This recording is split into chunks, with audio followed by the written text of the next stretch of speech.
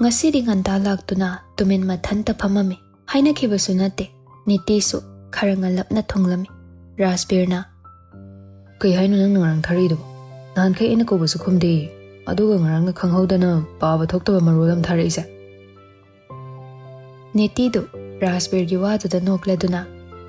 Ahing tumdraba. Mahik to kaino khanbada. Tumbadi tummida nga. Ado kay haino sibo. Aingonda mukana korokano hairo. Adu manbra. Yam wana paaba thoe. Aduga kay haino su khangde. Artha se kok ngawhaliba. No kanu. Asing bayo. Kay haino basise. Aduga wa mana aina pi chende ko. Lakpani chelido. Handak tha sige roibada matam lepabani.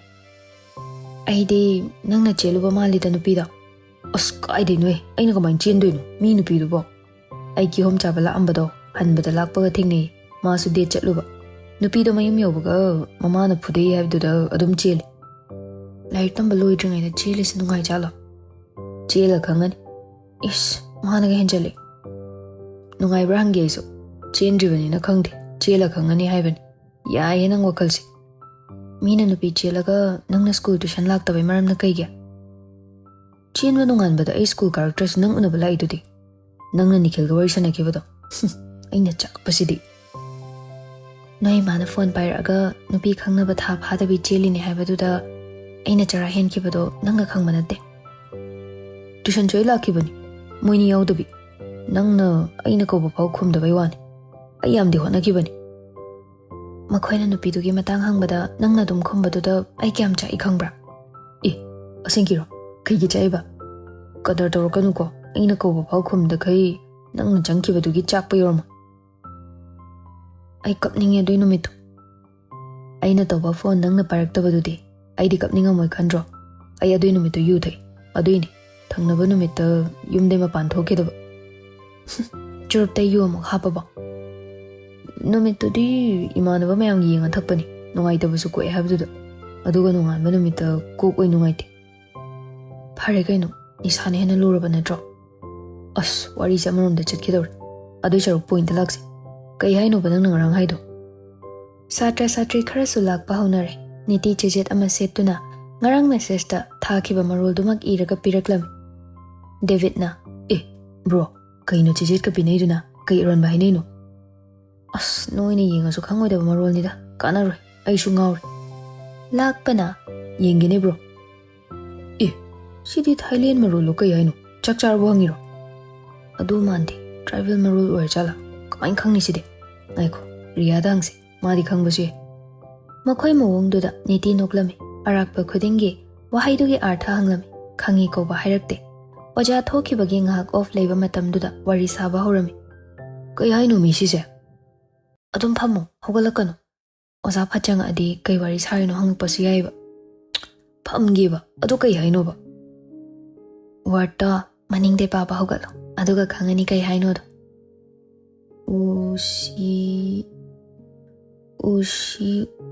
Uganan. As kay artha thogi pajana hayo mi sibo. Ay paba thoktremi. Nangna paido chume. Adu letter singdo maningdagi pakhalo haiba. Ngahak wakhal khali artha khangla male tumina momon nokle. David na. Kay haino khangbro. Horen noini chak pizza wariba. Ensang ahawba ma. Kay la marul oramagi sise. Thamoy marul ni. Kay haino haro. Maman yam lehen ganu koren bada. Mamanaba na ngangi du tade. Niti da phat onsilaga. Singdi singi ko nang haise. Ay horen makoy ni da chak pizza doini. Amuk phagi oramadi. Phagi amuk tau kidro. Yam ikaye nang khwaido. Hais. Chak pizza haibani. Soidre yamaise. Tu bro. Maningde unkala pabani. As. Thamoy waro lole. Mana soiba nuksibiri. Kanana haiba. Cheje to phat utli nokfet amuk tawi. Niti da onsin duna amuk nokseli. Lakpa cheje tu yenglaga. Kay marono sida. Ish nan upka nan ushi I. Kay siba. As. Reverse tawraga pawa matamdane. Ay sunang bunong siye haiba. Wah. Bro. Chaki mamangdane. Kentinde chapodan pizaraki. As. Masimi siya wawayam lawi. Rihanna. Asengki nang ma nungsirabo? Khut nungsiyam daw. Nupi chelamdabasina hena nungsi. Congrats! Yade ko midi, nupanasu nungsibi. Makhoinigi warido, school gi satra satri kharadi nimphong tarami. Nupi amana. Kaino, RB ka kamaina lairik heba nupi duwa koinino. Aina haidi ma lairik hai haitigi wana tiba. Masa khara pajarasu mahadi pos yam tabani. Amana amok ngausinaba nupana atappa nupi pamni haibase chumba jani. Makhoini da dum yeng. Adu hekti yabra haisa. Contrast chatle, amana lairik ta ngaubani, amana matam sigi kiba langbad. Pura iwon onabagum tawida makhoi warise. Lainana, kaino, kana kai onarage haisa. Mina ngangngarise nangdi tadriba hoziphaw. RB ga niti ga koine haibado. Asengkiro. Phagi amuk tawkhidro, canteen da achapot ka inai haiba pawsu tarabane khoidi. Ibema, aduda nate, suti da anido, amana cycle ilaga, amana nakanda khongna chatle. Magi friend ani dusu yawbra. Adudi udeda, mi loin khangabani si wafamsi. Ozagi na kong khagyaw da bay wada ngay. Ay haidar. Riya changa aga. Kay wari no mayam nungay ramisibo. Layna na. RB ganiti ka koy na ri hayna. Ay sartiken da haidar.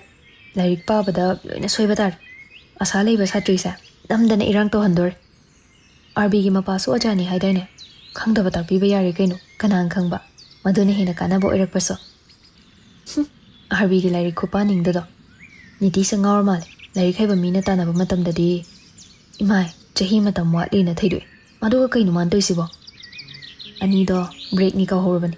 Class ta wari sara lehobani. Ay di pana dumdungsi. May mo matawdo. Riya na hayrakpani. Layna na. Nang di thaina gi marup ni na. Michang changam ni ne.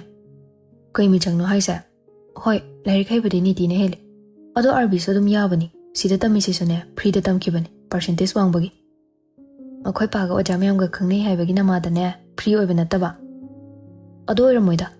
Ma 10 gi result haidopada ne 70 plus chatkibani. Aduga ne school sigi entrance exam gi 25 rank chanba marakta masu yawbani. Nupi amana chumme. Ai ningsingi. Makhoi tongana rank chanba kangbudo free pini haikibado. Aduga hojikna mana zero na mangsin tharaga phangisina kamai doiba. O hojikna ngausinabada chatlasidi Thaina dine uchina china khara paramni. Riana Laina da onsilaga nangsina RB banbaga saudi da torle kay bitano. Handak sune adum amhada zero pangni yang. Ay niti gi khanbada ne. Sum pamuda na haibani. Belda dawre changasila makhoi bari sanargumse. Niyana da na koina babu kay hayrdoi nei bema. Matam khara hokre anidu tasengna koina ba haido oire. Hanagi lairik paning da bas hajat today hena dum henjeli. Yam talena angang macha yamal lairik pa basu wangang ne. Mamangi exam su pani harga lohong ba chatlingai pa ba sangdre pharak tare na hektai. Asing mani nang su khangi na tro. Aina lakpai lohong ba maya da thabak nambi ba maya mama chenbi ba da. As kuam ne. Ado akhoi lohong ba da mana mulak bi doi ne. Talle nang sidi handak su lairik pa roi doira. Aigi mangda ozana phubado uraga ai nungairam da manbraba. Chaina ingwanda kallaga mitna nang noishin bada ai su khangdaba nate. Hana paramdraso hojik khara paraseba. Nangdi khudong jaba so phangini. Nokhoi pabongda takhanbagi. Unabada chikna de da khaida. Lairik takhanbagai nokpu nokningi. Pabongga kauna dabai maramdo ai khangba yagadra. Leimar hojik haibadi nungair madang jaba da haigi. Aina nanga loina ningkibai maram su lei. Mina di mahaki oijaba thibane na khalamni. Adoba natte. Maram amadi le. Hayu maramdo. Hojik haiba nungayarwe. Kona matang chaba da hairage. Nangse ahanwa da loina ningbani. Kona di nungsi haijale. Nungsira nungsidrira khangdagai. Ish, adu di hainu da. Dhamada nungsida. Paamdaba nupida kamay kuigi haidoino. Phare adu di. Ay nungsi kibai maram hayo. Adu kubthana di khangde.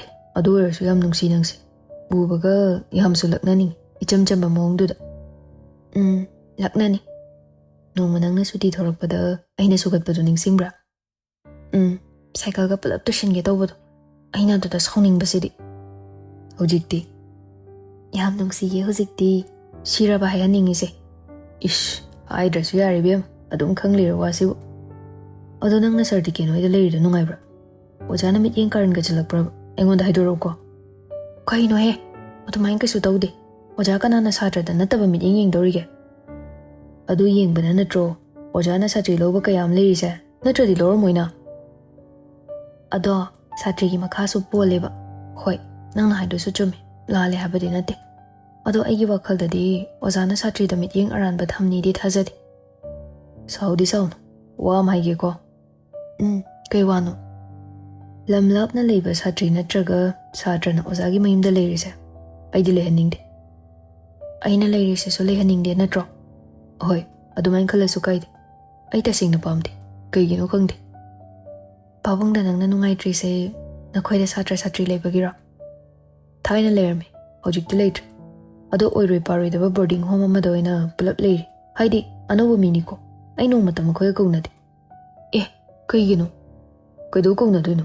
ꯍꯌꯦꯡ ꯄꯥꯕꯨꯡ ꯅꯥꯔꯛꯄ ꯅꯠꯇ꯭ꯔꯒ ꯁꯤꯕ ꯃꯇꯝꯗ ꯃꯥꯅ ꯁꯦꯝꯖꯈꯤꯕ ꯃꯈꯣꯏ ꯀꯌꯥꯅꯣ ꯂꯥꯛꯇꯣꯏꯁꯦ ꯑꯩ ꯌꯦꯡꯗꯣꯏꯅꯤ ꯍꯣꯏ ꯑꯩꯅ ꯍꯥꯟꯅ ꯁꯤꯈ꯭ꯔꯗꯤ ꯈꯪꯗꯦꯀꯣ ꯑꯁ ꯁꯤꯕꯩ ꯋꯥꯒ ꯄꯟꯅꯨꯗ ꯑꯁꯦꯡꯕꯅꯤ ꯑꯩꯅ ꯄꯥꯕꯨꯡ ꯍꯩꯅꯗꯕꯩ ꯃꯔꯝꯁꯦ ꯁꯤꯁꯨ ꯑꯃꯅꯤ ꯃꯁꯥꯒꯤ ꯃꯆꯥꯕꯨꯅ ꯃꯤꯅꯨꯡꯁꯤꯒ ꯂꯣꯏꯅꯅ ꯌꯦꯡꯕ ꯍꯩꯇꯕ ꯃꯤꯒꯤꯅ ꯁꯣꯏꯕ ꯌꯥꯗꯦ ꯈꯟꯕ ꯁꯤꯗꯕꯨ ꯀꯌꯥꯝ ꯐꯗꯣꯏꯅꯣ ꯍꯣꯏ ꯃꯥꯕꯨ ꯅꯨꯡꯁꯤꯕ ꯃꯤꯗꯤ ꯌꯥꯝ ꯂꯩꯔꯝꯅꯤ ꯑꯗꯣ ꯑꯩꯅꯗꯤ ꯁꯨꯡꯅꯨꯡ ꯅꯨꯡꯁꯤꯗ꯭ꯔꯦ ꯑꯁ ꯅꯪꯒꯤ ꯋꯥꯍꯩꯁꯦ ꯑꯣꯖꯥꯒꯤ ꯃꯅꯥꯛꯇ ꯂꯩꯕ ꯑꯩ ꯌꯥꯝ ꯏꯀꯥꯏ ꯐꯣꯟ ꯊꯝꯃꯒꯦ ꯑꯩꯅ ꯍꯥꯏꯅꯤꯡꯕ ꯋꯥ ꯍꯥꯏꯕꯁꯦ ꯃꯤꯒꯤ ꯅꯨꯡꯉꯥꯏꯇꯅꯕ ꯍꯦꯛꯇ ꯇꯥꯕꯅꯤ ꯁꯣꯔꯤ ꯁꯥꯎ ꯌꯥꯗꯦꯀꯣ ꯑꯇꯣꯞꯄ ꯃꯔꯝꯁꯨ ꯍꯥꯏꯌꯣ ꯉꯁꯤꯒꯤꯗꯤ ꯍꯥꯏꯔꯔꯣꯏꯒꯦ ꯀꯣꯟꯅ ꯑꯣꯏꯅ ꯍꯥꯏꯒꯦ ꯑꯗꯣ ꯐꯣꯟ ꯊꯝꯗ꯭ꯔꯤꯉꯩꯗ ꯋꯥ ꯑꯝꯇ ꯍꯥꯏꯍꯧꯒꯦꯗꯅ ꯍꯥꯏꯌꯣ ꯀꯩ ꯋꯥꯅꯣ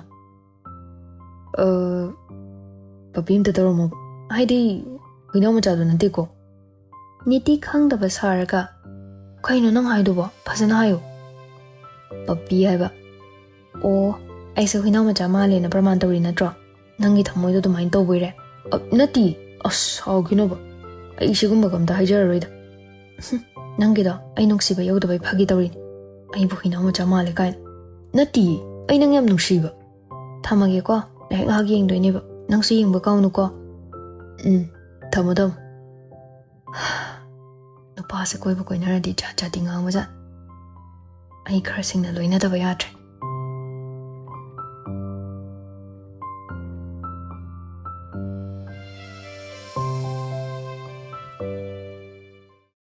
ꯁꯣꯝꯗ ꯕꯦꯕꯤꯒ ꯂꯥꯛꯄꯒꯗꯣ ꯋꯥꯔꯤ ꯁꯥꯟꯅꯔꯤ ꯕꯦꯕꯤꯅ ꯗꯗꯥꯎ ꯁꯤ ꯆꯥꯛꯁꯦ ꯈꯔ ꯆꯥꯈꯣꯕ ꯍꯣꯔꯦꯟ ꯍꯜꯂꯛꯄꯒ ꯏꯪꯅ ꯆꯥꯕꯗꯣ ꯀꯗꯥꯏ ꯍꯥꯎꯗꯣꯏꯅꯣ ꯑꯁ ꯃꯄꯥꯟꯗ ꯏꯃꯥꯟꯅꯕ ꯑꯅꯤ ꯉꯥꯏꯔꯤ ꯑꯩꯅ ꯀꯃꯥꯏꯅ ꯆꯥꯛ ꯆꯥꯗꯣꯏꯅꯣ ꯀꯣꯟꯅ ꯆꯥꯔꯒꯦ ꯑꯩꯗꯤꯅꯦ ꯍꯦꯛ ꯆꯥꯗꯕꯗꯅꯦ ꯉꯁꯤ ꯆꯠꯄꯒ ꯑꯝꯇ ꯌꯥꯔꯣꯏ ꯅꯣꯏꯗꯣ ꯅꯨꯄꯤ ꯂꯨꯝꯕ ꯆꯠꯇꯣꯏ ꯅꯠꯇ꯭ꯔꯣ ꯑꯩ ꯂꯣꯏ ꯈꯪꯉꯤ ꯑꯁ ꯀꯥꯏꯗꯩ ꯅꯨꯄꯤꯅꯣ ꯅꯪ ꯐꯥꯎꯕ ꯂꯥꯛꯅꯕ ꯉꯝꯗ꯭ꯔꯦ ꯑꯅꯤꯁꯨꯕꯒ ꯑꯩ ꯉꯝꯃꯣꯏꯀꯣ ꯁꯤꯕ ꯑꯩ ꯏꯟꯕꯤꯔꯛꯀꯦ ꯍꯥꯎꯕ꯭ꯔꯥ ꯌꯦꯡꯉꯨꯕ ꯂꯥꯛꯄ ꯕꯦꯕꯤꯅ ꯏꯟꯕ ꯆꯥꯛꯇꯣ ꯃꯌꯥ ꯍꯦꯛ ꯌꯧꯕꯒ ꯀꯩꯅꯣ ꯁꯤꯗꯤ ꯀꯩꯗꯧꯔꯒꯦ ꯗꯗꯥ ꯍꯥꯎꯇ꯭ꯔꯕꯣ ꯏꯃꯥꯗꯤ ꯅꯤꯇꯣꯟꯒꯤ ꯃꯆꯥ ꯆꯒꯨꯝꯕ ꯉꯁꯤꯅꯤ ꯉꯟꯇꯥꯅ ꯆꯠꯈ꯭ꯔꯦ ꯑꯩꯈꯣꯏꯁꯨ ꯆꯠꯁꯦ ꯍꯥꯏꯕꯗ ꯗꯗꯥꯅ ꯏꯀꯥꯏꯖꯩ ꯍꯥꯏꯅ ꯆꯠꯇꯕ ꯅꯠꯇ꯭ꯔꯣ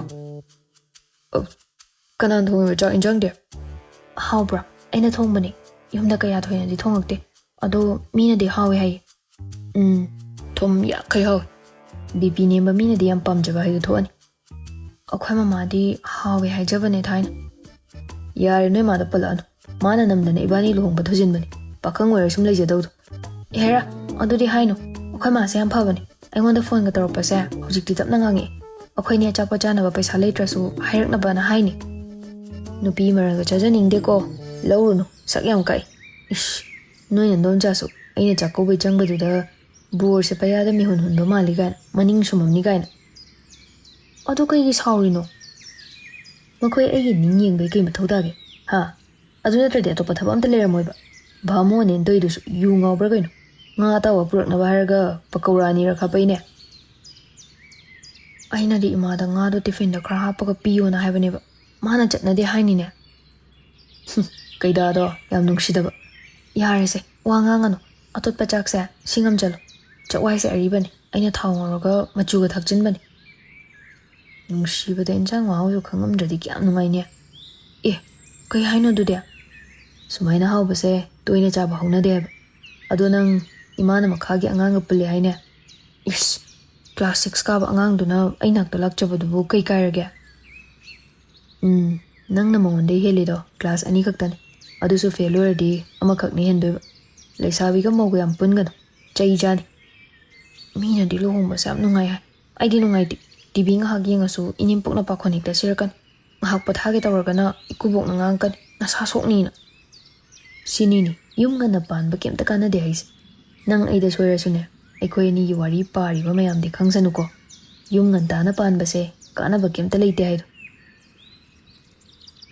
ꯑꯗꯣ ꯑꯩ ꯁ꯭ꯀꯨꯜ ꯀꯥꯕ ꯍꯧꯔꯗꯣꯏꯔꯣ ꯏꯀꯥꯏꯔꯣꯏꯗ꯭ꯔꯣ ꯅꯃꯥꯟꯅꯕꯤ ꯃꯌꯥꯝꯅ ꯂꯨꯍꯣꯡꯉꯦ ꯍꯥꯏꯅꯗꯣꯏꯗꯣ ꯏꯃꯥꯅ ꯁ꯭ꯀꯨꯜ ꯑꯃ ꯍꯣꯡꯕꯤꯅꯦ ꯍꯥꯏꯌꯦ ꯑꯗꯨ ꯑꯣꯏꯔꯗꯤ ꯀꯩꯝꯇ ꯀꯥꯏꯗꯦꯅ ꯀꯥꯔꯣ ꯁ꯭ꯀꯨꯜꯗꯣ ꯑꯗꯩ ꯅꯨꯄꯥ ꯑꯅꯧꯕ ꯇꯤꯟꯅꯔꯣ ꯈꯪꯅꯔꯣ ꯅꯨꯡꯁꯤꯅꯔꯣ ꯑꯗꯩꯗꯤ ꯅꯪ ꯑꯩꯅ ꯅꯪꯒꯤ ꯁꯣꯔꯥꯠ ꯁꯣꯟꯕꯤꯔꯅꯤ ꯏꯁ ꯑꯩꯕꯨ ꯅꯨꯄꯥ ꯌꯥꯝ ꯄꯥꯝꯕꯗꯧꯅ ꯀꯗꯥꯏ ꯏꯁꯤꯡ ꯈꯔ ꯄꯤꯔꯣ ꯊꯛꯈꯤꯒꯦ ꯑꯗꯣ ꯍꯣꯔꯦꯟ ꯉꯟꯇꯥ ꯍꯜꯂꯛꯎꯀꯣ ꯇꯜꯂꯦꯕ ꯑꯩ ꯏꯇꯣꯝꯇ ꯇꯜꯂꯨꯅꯨ ꯀꯩꯁꯨ ꯈꯔ ꯂꯩꯔ ꯑꯗꯨꯝ ꯍꯩꯅꯖꯁꯅꯤ ꯅꯪ ꯅꯁꯥꯅ ꯅꯨꯡꯉꯥꯏꯗ ꯈꯜꯂꯗꯤꯅꯦ ꯑꯗꯨꯝ ꯅꯨꯡꯉꯥꯏꯔꯗꯧꯅꯤ ꯋꯥꯔꯤ ꯁꯥꯟꯅꯗꯨꯅ ꯃꯄꯥꯜꯗ ꯊꯣꯔꯛꯏ ꯑꯅꯤꯗꯣ ꯆꯥ ꯃꯆꯤ ꯏꯔꯦꯡ ꯂꯦꯡꯉꯝꯗꯦ ꯍꯩꯃꯥ ꯑꯥꯔꯕꯤꯒ ꯗꯦꯕꯤꯠꯀ ꯆꯥ ꯑꯝꯇ ꯊꯛꯇ꯭ꯔꯦꯅꯦ ꯍꯥꯏ ꯃꯁꯤ ꯑꯍꯜꯗ ꯃꯤꯡꯒ ꯀꯧꯗꯅ ꯆꯩ ꯆꯥꯅꯤ ꯗꯗꯥꯔ ꯇꯥꯃꯣꯔ ꯑꯃ ꯀꯧ ꯃꯥꯒꯤꯁꯦ ꯑꯩꯈꯣꯏ ꯇꯤꯟꯅꯕꯁꯤꯗ ꯀꯧꯕ ꯑꯣꯏꯔꯝꯅꯤꯗ ꯆꯥꯁꯦ ꯌꯥꯝꯗꯤ ꯍꯥꯎꯏ ꯑꯗꯣ ꯆꯤꯅꯤ ꯈꯔ ꯊꯨꯝꯕꯁꯤꯗ ꯗꯦꯕꯤꯠꯅ ꯍꯥꯏꯔꯛꯄꯅꯤ ꯔꯥꯁꯕꯤꯔꯅ ꯃꯇꯨꯡꯗꯗꯤ ꯆꯤꯅꯤ ꯌꯥꯎꯗꯕꯤ ꯑꯣꯏꯅ ꯊꯛꯀꯦꯀꯣ ꯅꯣꯏ ꯗꯥꯏꯕꯦꯇꯤꯁ ꯅꯥꯏ ꯍꯥꯏꯗꯤ ꯗꯗꯥꯅ ꯍꯥꯟꯅ ꯍꯥꯏꯔꯝꯗ꯭ꯔꯦ ꯁꯥꯎꯕ ꯌꯥꯗꯦꯀꯣ ꯁꯥꯎꯗꯦ ꯅꯣꯏ ꯗꯗꯥꯏ ꯐꯣꯟꯗꯣ ꯅꯪꯅ ꯁꯨꯝ ꯄꯥꯏ ꯍꯥꯏꯅꯦ ꯀꯩ ꯆꯤꯡꯅꯅꯤꯡꯉꯥꯏ ꯇꯧꯔꯝꯃꯒꯦ ꯑꯗꯨꯒꯤ ꯅꯠꯇꯦꯗ ꯑꯩ ꯁꯨꯝ ꯄꯥꯏꯕꯅꯤ ꯌꯨꯝꯗꯗꯤ ꯏꯃꯥꯅ ꯃꯥꯒꯤ ꯁꯤꯒꯨꯝꯕ ꯑꯄꯥꯛꯄ ꯂꯩꯕꯤꯌꯨꯁꯨ ꯌꯥꯗꯦ ꯑꯗꯨꯗꯤ ꯑꯩꯈꯣꯏ ꯊꯣꯛꯑꯒꯦ ꯅꯪ ꯐꯖꯅ ꯂꯩꯔꯝꯃꯨꯀꯣ ꯏꯃꯥ ꯂꯩꯇ꯭ꯔꯣ ꯑꯉꯥꯡ ꯃꯇꯣꯝꯇ ꯊꯝꯃꯝꯕ ꯅꯨꯡꯉꯥꯏꯒꯗ꯭ꯔꯣ ꯃꯥ ꯍꯥꯟꯅ ꯍꯥꯏꯕꯁꯨ ꯅꯠꯇꯦ ꯌꯥꯅꯤꯌꯦ ꯑꯩꯈꯣꯏ ꯅꯦꯆꯣꯟꯒꯤ ꯃꯆꯥ ꯑꯇꯣꯝꯕꯗꯣ ꯑꯗꯨ ꯆꯣꯡꯕꯩ ꯆꯠꯈꯤꯕꯅꯤ ꯀꯩꯁꯨ ꯀꯨꯏꯔꯣꯏꯌꯦ ꯚꯥꯂꯣꯏ ꯈꯔ ꯂꯩꯔꯗꯤ ꯃꯈꯥ ꯇꯥꯔꯔꯣꯏ ꯌꯥꯔꯦꯍꯦ ꯋꯥꯔꯤꯗꯤ ꯊꯣꯛꯑꯁꯤ ꯂꯥꯛꯑꯣ ꯊꯦꯡꯈ꯭ꯔꯅꯤ ꯀꯥꯏ ꯆꯠꯇꯣꯏꯅꯣ ꯐꯖ ꯍꯥꯏꯔꯝꯃꯣ ꯀꯣꯂꯦꯖꯇ ꯑꯣꯖꯥ ꯎꯅꯔꯨꯗꯣꯏꯅꯦ ꯍꯥꯏꯗꯨꯗꯤ ꯀꯔꯤꯅꯣ ꯃꯔꯨ ꯑꯣꯏꯕ ꯁꯖꯦꯁꯟ ꯈꯔ ꯂꯧꯒꯦ ꯇꯧꯕꯅꯤ ꯑꯣ ꯑꯣꯏꯗꯕ ꯉꯥꯡꯕꯗꯤ ꯑꯍꯨꯝꯗꯨꯒꯤ ꯍꯩꯅꯕꯤ ꯑꯣꯏꯔ ꯃꯥꯜꯂꯦ ꯀꯣꯂꯦꯖ ꯑꯣꯖꯥ ꯎꯅꯕ ꯅꯠꯇꯦ ꯗꯦꯕꯤꯠꯅ ꯈꯣꯏꯗꯥꯖꯕꯤ ꯃꯍꯥꯛꯇꯣ ꯂꯨꯝꯕ ꯆꯠꯆꯔꯤꯕꯅꯤ ꯆꯍꯤ ꯀꯌꯥ ꯈꯦꯠꯅꯩ ꯍꯥꯏꯕꯅꯣ ꯅꯈꯣꯏ ꯑꯃꯁꯤꯒ ꯅꯪꯒꯁꯤꯕꯣ ꯔꯥꯁꯕꯤꯔꯅ ꯍꯪꯉꯛꯄꯅꯤ ꯂꯥꯛꯄꯅ ꯍꯧꯖꯤꯛꯐꯥꯎ ꯈꯪꯗ꯭ꯔꯤꯕꯣ ꯅꯪ ꯅꯠꯇꯦ ꯑꯃꯁꯤꯅꯤ ꯌꯥꯝ ꯈꯦꯠꯅꯗꯦꯗ ꯃꯥꯅ ꯀ꯭ꯂꯥꯁ ꯑꯃ ꯍꯟꯕꯩ ꯋꯥꯅꯤ ꯑꯗꯨꯗ 12 ꯂꯣꯏꯔꯗꯤ ꯀꯣꯂꯦꯖ ꯀꯥꯟꯅꯩꯗꯅ ꯑꯗꯨꯅ ꯃꯤꯅ ꯍꯦꯛ ꯌꯦꯡꯕꯗ ꯑꯔꯤꯕꯤ ꯃꯥꯟꯕꯩ ꯋꯥꯅꯤ ꯀꯥꯏꯗ ꯈꯪꯅꯩꯅꯣ ꯑꯩꯅ ꯁ꯭ꯀꯨꯜ ꯆꯠꯄꯩ ꯊꯣꯔꯛꯄꯗꯨꯗ ꯎꯕꯅꯦ ꯁꯨꯝ ꯈꯪꯅꯔꯨꯕꯅꯤ ꯀ꯭ꯂꯥꯁ ꯑꯃꯈꯛ ꯍꯦꯜꯂꯝꯃꯤ ꯅꯨꯡꯁꯤ ꯊꯣꯛꯎꯔꯦ ꯑꯩꯁꯨ ꯑꯗꯨꯝ ꯀꯣꯏꯔꯒꯦꯅ ꯂꯦꯞꯄꯕ ꯌꯥꯕꯨ ꯌꯥꯔꯛꯑꯕꯣ ꯌꯥꯔꯦ ꯌꯥꯕꯩ ꯋꯥꯗꯤ ꯀꯣꯏꯅꯗꯧꯗ ꯉꯥꯏꯔꯕꯅꯤ ꯃꯥꯅꯗꯤ ꯑꯩꯁꯦ ꯄꯥꯝꯖꯕꯅ ꯂꯣꯏꯔꯕꯅꯤ ꯑꯦ ꯑꯁꯤꯗꯤ ꯂꯥꯛꯏꯁꯤꯔꯣ ꯑꯩ ꯀꯣꯂꯦꯖ ꯀꯥꯕꯤꯒ ꯋꯥꯔꯤ ꯁꯥꯟꯅꯕ ꯇꯜꯂꯤꯀꯣ ꯅꯣꯏꯅꯤ ꯑꯗꯨꯝ ꯐꯅꯕ ꯇꯧꯖꯧ ꯔꯥꯁꯕꯤꯔꯅ ꯍꯥꯏꯔꯛꯄꯅꯤ ꯂꯥꯛꯄꯅ ꯃꯤꯡ ꯀꯩ ꯀꯧꯒꯦ ꯑꯩꯅ ꯅꯨꯡꯁꯤꯅ ꯂꯤ ꯍꯥꯏꯅ ꯀꯧꯏ ꯃꯤꯡꯕꯨꯗꯤ ꯂꯤꯂꯤ ꯍꯥꯏꯕꯅꯤ ꯂꯩꯒꯤ ꯃꯤꯡꯅꯤ ꯆꯍꯤꯒꯤ ꯈꯨꯗꯝꯗꯤ ꯅꯠꯇꯦꯀꯣ ꯕ꯭ꯔꯣ ꯑꯁ ꯗꯥꯎꯗꯤ ꯍꯥꯠꯂꯤ ꯃꯤ ꯇꯥꯅꯤꯍꯦ ꯅꯨꯄꯤꯗꯨꯁꯨ ꯈꯔ ꯁꯛꯇꯤ ꯆꯦꯟꯕꯤ ꯑꯣꯏꯔ ꯃꯥꯜꯂꯦ ꯃꯥ ꯍꯦꯛ ꯌꯧꯔꯛꯄꯒ ꯑꯍꯨꯝꯗꯨ ꯇꯨꯃꯤꯟ ꯂꯩꯔꯝꯃꯤ ꯃꯤꯔꯥꯅ ꯀꯩꯅꯣ ꯇꯨꯃꯤꯟ ꯂꯩꯔꯤꯗꯤ ꯄꯥꯈꯪ ꯃꯆꯥꯁꯤꯡꯁꯦ ꯑꯩꯈꯣꯏ ꯂꯥꯛꯄꯗꯩ ꯋꯥꯔꯤ ꯀꯥꯏꯔꯕꯣ ꯑꯩꯗꯤ ꯄꯥꯈꯪ ꯅꯠꯇ꯭ꯔꯤ ꯅꯨꯄꯤ ꯊꯤꯖꯔꯦ ꯑꯦ ꯅꯪꯔꯣ ꯅꯨꯄꯤ ꯊꯤꯔꯦ ꯍꯥꯏꯁꯦ ꯑꯩꯗꯤ ꯑꯃꯁꯨ ꯑꯣꯏꯕꯩ ꯅꯤꯡꯉꯨꯔꯦ ꯑꯩꯕꯨꯔꯣ ꯑꯧ ꯃꯥꯅꯦ ꯀꯥꯏꯗꯩ ꯋꯥꯅꯣꯗ ꯇꯒꯠ ꯇꯦꯛꯏꯕ ꯄꯥꯈꯪꯅꯤ ꯅꯨꯄꯤ ꯑꯉꯥꯡꯒ ꯂꯩꯖꯗ꯭ꯔꯤꯗ ꯃꯤꯡ ꯑꯝꯇ ꯍꯥꯏꯔꯔꯣꯏꯗ꯭ꯔꯣ ꯑꯁ ꯑꯩ ꯍꯣꯔꯦꯟ ꯍꯥꯏꯕꯤꯔꯒꯦ ꯃꯈꯣꯏ ꯌꯥꯝ ꯏꯀꯥꯏꯔ ꯃꯥꯜꯂꯦ ꯀꯥꯏꯗ ꯇꯝꯃꯤꯕ ꯅꯈꯣꯏꯗꯤ ꯏꯝꯐꯥꯜ ꯀꯣꯂꯦꯖꯇꯔꯣ ꯑꯣꯟꯊꯣꯛꯄ ꯂꯤ ꯅꯪ ꯀꯩꯝ ꯍꯥꯏꯗ꯭ꯔꯣ ꯑꯩꯈꯣꯏ ꯃꯇꯥꯡꯗ ꯃꯈꯣꯏꯗꯤꯅꯦ ꯁ꯭ꯀꯨꯜ ꯀꯥꯗꯕꯤ ꯀꯥꯡꯕꯨꯅꯤ ꯗꯥꯎ ꯌꯥꯔꯗꯤ ꯃꯊꯪ ꯆꯍꯤ ꯀꯣꯂꯦꯖ ꯀꯥꯗꯣꯏꯕ ꯑꯁ ꯑꯣꯏꯔꯦꯗꯅ ꯁꯥꯎꯏꯔꯣ ꯑꯩꯅ ꯁꯤ ꯍꯥꯏꯅ ꯁꯥꯎꯅꯨꯗ ꯑꯗꯨꯝ ꯀꯣꯏꯗꯅ ꯋꯥ ꯍꯥꯏꯅꯁꯤꯗ ꯇꯥꯟꯖꯥꯗꯨꯗ ꯗꯣꯔꯦꯟ ꯂꯥꯛꯑꯒ ꯁ꯭ꯀꯨꯜ ꯆꯠꯂꯤꯅꯤ ꯍꯥꯏꯅ ꯉꯁꯥꯏ ꯊꯣꯛꯈꯤꯕꯗꯨ ꯀꯣꯂꯦꯖꯁꯤꯗ ꯂꯥꯛꯅꯕ꯭ꯔꯣ ꯁꯥꯔ ꯑꯣ ꯂꯣꯏꯔꯦꯗꯅ ꯐꯔꯦ ꯁꯤꯅ ꯍꯦꯛ ꯅꯈꯣꯏ ꯑꯍꯨꯝꯒꯤꯁꯤ ꯀ꯭ꯂꯥꯁꯇꯒꯤ ꯂꯣꯟꯅ ꯊꯣꯔꯛꯏ ꯅꯠꯇ꯭ꯔꯣ ꯈꯣꯡꯒ꯭ꯔꯥꯎꯁꯨ ꯁ꯭ꯀꯨꯜꯒꯤ ꯉꯥꯛꯇꯅꯤ ꯆꯠꯂꯤꯁꯦ ꯅꯌꯨꯝꯗꯅ ꯏꯆꯥꯁꯦ ꯁ꯭ꯀꯨꯜ ꯆꯠꯈ꯭ꯔꯦ ꯍꯥꯏꯅ ꯅꯨꯡꯉꯥꯏꯕ ꯑꯁꯥꯗ ꯂꯩꯔꯝꯗꯣꯏꯅꯤ ꯂꯤꯂꯤꯅ ꯁꯥꯔ ꯃꯥꯁꯦ ꯏꯅꯥꯎꯄꯥꯅꯤ ꯀꯔꯝꯕꯅꯣ ꯅꯅꯥꯎꯄꯥꯁꯦ ꯂꯥꯛꯄꯅ ꯑꯁ Ngasai aina college ojadai maruiba suggestion loruni haisidi phanan loridana ide. Karambada nanaw nupase ha thoiba nang phajana ngausinarasu asigumba lichat chajatti ai khaludabani. School sutini yengba taidana yam thunamak aigi mangdana khoi huma gari tho adugane ai tungda inarakani school suti thai thade yengba taidana. Sir nangi nanaw pani haisibu karambano David chulakpasu ichagi marupni. No mata machi leidi takidena. Loiredana. Sir, cousin ne. Chathauraslo natradi pibam dar. Oh, nungsiba hobaga kaina wahidu aigi punchi da thoba. Kaya ada tulaba aigi punchi se. Thauru ne na khoi hum. Aigi mangda sumaina na khoi na tawrmaga limna thadoba mapadu de aina tene. Asabaga loinana school damna ahumdu hoiduna puraga laame. Maru oiba oja sing kauthaduna wari sarami. Aikoi shushimadi ujahudra. Warubiba yade. Matungdadi aikoi shoidanaba hotnaragi. Mana ngasai school changdri phau aina yenglibani. Changkraba mana karamna school gi wangmada thoraino. Masidi ayam nungaite. Oza, akoi shu ayuka oibaduda satra loina suramdaw malur. Adugi shumathakta hana sigumba thokpasu leitri. Aigi chana phatrasu oja hoina warakpiyo. Ai kaisu haijar. Ngasi numitagi mala ilakte haibe pausi ingonda yohanbiraknaba haijari. Ozana hairise ikoi pangthoknaba hotnajagi. Masana maral yajaba natana kaisu upai leramde. Oja singsu sauningboy kaiboy ahumduda ngangami. Suti matam oirakpaga satra mayamsu sige maramda khangami. Niti saurini haiduna Rasbirbo kanna ngangi. Aidi nang school actress nasangamdabaini kai oina ngamdrino hangena khalambani. Aduga nangdi laithoga atopa mafamda chatliboire. Imanabana du phajana chache haibaduda aishu yathore. Afaba thabak hainabada yaba oirdi phaiko adusu nate. Ai yam sawningida nang mongse. Hoiba chayoba aina lalubaineba adu nang kahinarasidi hainuba. Adudi kibra ha kibra ba. Nang kainaradi ayam wani. Nang na topaga chatkiba phawba ayam chaini. Ai kainarasedi hairo. Aina haiba wa amadi nang yabadaba. Adu yaradi ai kemta hairo. Tumin lainarasi lapthoknarasi haiduro. Nangi kok manungda karamba frequency chenbano ayam khangni. Hairing kai khumdoida tawi. Pharisi haidoido hairo. Ai tumina targi.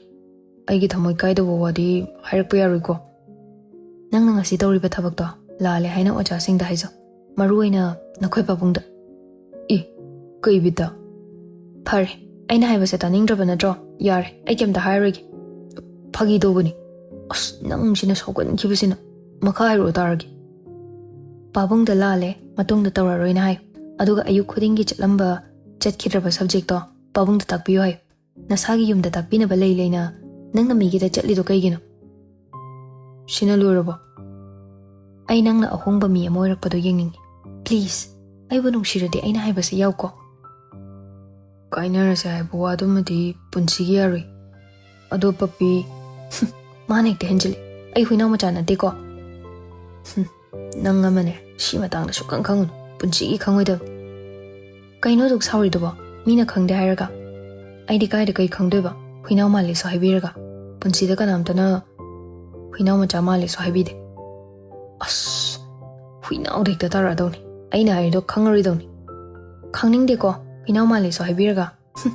Aina haibodo tawko hek tawdradi yaw.